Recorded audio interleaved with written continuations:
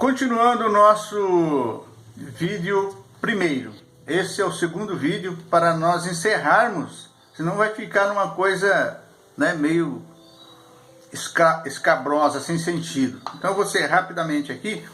Eu havia dito no finalzinho do primeiro vídeo que quando Cristo voltar, ele reinará com os seus santos, né?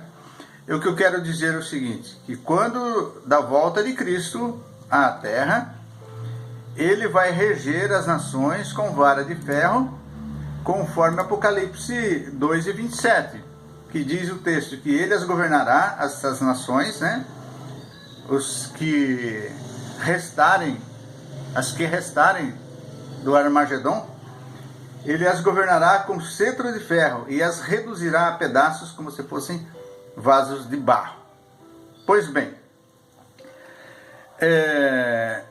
eu defendi, continuo defendendo, de que a igreja passará por um período, né, da grande tribulação, da abertura do primeiro ao sétimo selo e do toque da primeira à sexta trombeta, em todos os eventos narrados, né, na abertura dos 6 selos e no toque das 6 primeiras trombetas, a igreja atravessará, salvo ao ressoar da 7ª trombeta, né?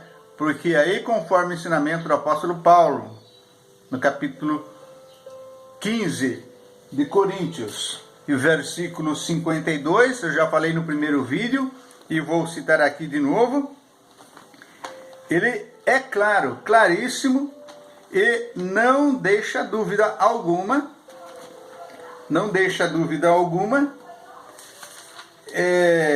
do que está escrito. Lá diz assim: eis que vos digo um mistério, nem todos dormiremos, mas transformados seremos todos, no momento, num abrir e fechar de olhos, ao ressoar da última trombeta. A trombeta soará, os mortos ressuscitarão incorruptíveis e nós seremos transformados. Qual é a última trombeta? É a 7ª trombeta. É a 7ª trombeta, não deixa dúvida.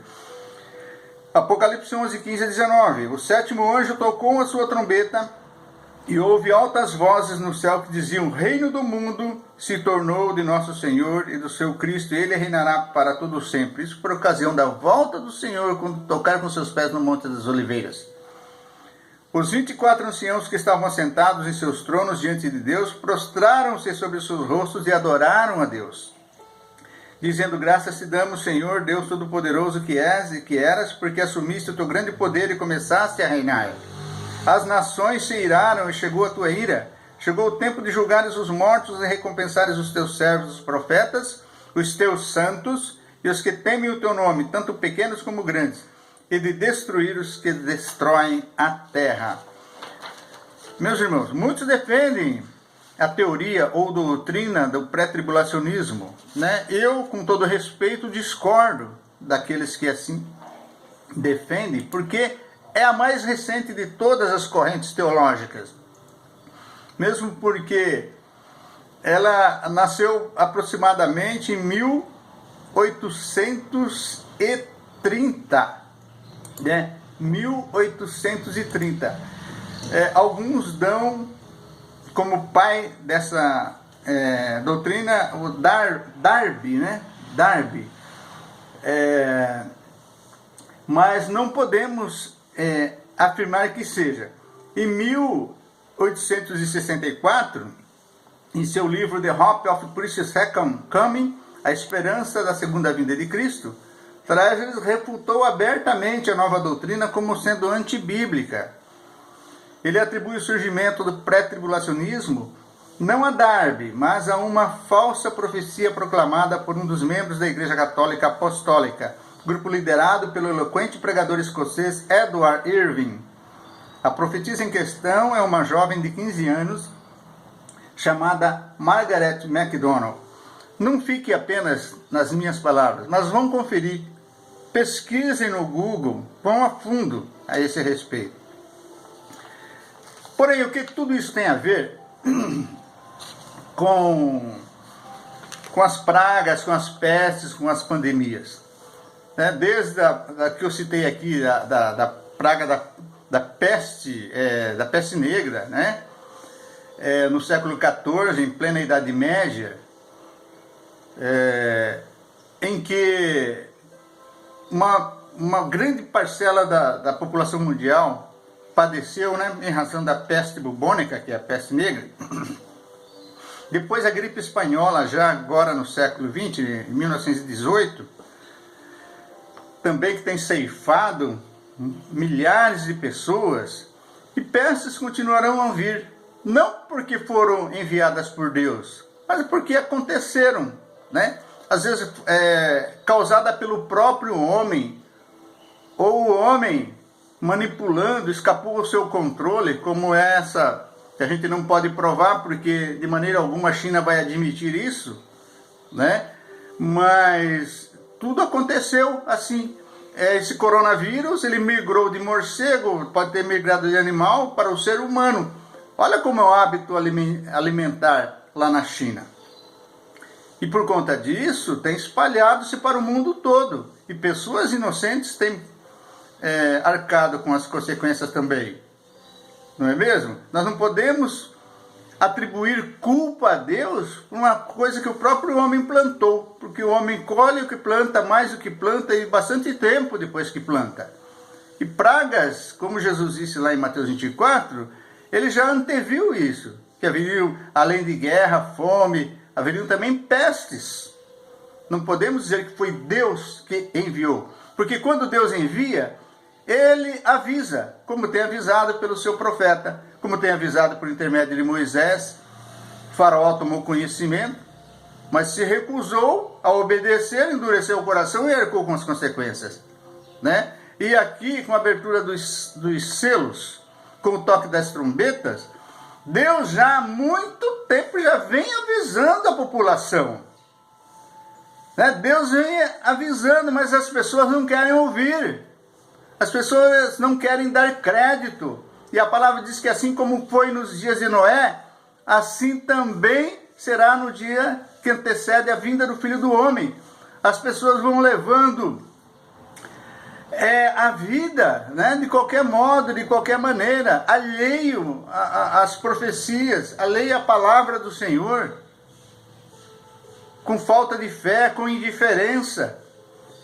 A igreja não será pega de surpresa, não, a igreja está preparada. Mas esses que não querem ouvir, para eles vai ser terrível. Algumas situações, muitos justos padecerão. Como a igreja vai passar pela grande tribulação, a igreja vai ser perseguida, muitos cristãos ainda serão mortos. Mas é culpa de Deus? Não é, porque Deus tem avisado. Mas nós temos certeza da vida eterna, que a palavra diz que nós não devemos temer aquele que pode matar o nosso corpo, mas não pode matar a nossa alma, o nosso espírito. Porque o nosso tempo de vida aqui é muito insignificante em comparação com a eternidade que Deus tem preparado para aqueles que temem o seu nome. Não é mesmo? Para fecharmos, irmãos, em Eclesiastes, no capítulo 9, versículo 11, Salomão fala assim que percebi ainda outra coisa debaixo do sol. Os velozes nem sempre vencem a corrida. Os fortes nem sempre triunfam na guerra. Os sábios nem sempre têm comida. Os prudentes nem sempre são ricos. Os instruídos nem sempre têm prestígio, pois o tempo e o acaso afetam a todos. O que eu quero dizer com isso? Que às vezes as coisas acontecem ao acaso. Nós não somos robôs automatizados, porque às vezes as pessoas, né, coisas ruins acontecem a pessoas boas, e às vezes a pessoa coloca a culpa em Deus, fica revoltado contra Deus, como se Deus tivesse obrigação, né, de a qualquer coisa errada estar interferindo na vida do homem aqui na terra. Não. A vida continua, o homem é responsável por aquilo que ele faz. Deus só vai intervir se a sua obra estiver em risco aqui na terra. Aí ele interfere de modo sobrenatural. Mas caso contrário, não. Né? Caso contrário, não. Coisas acontecem ao acaso.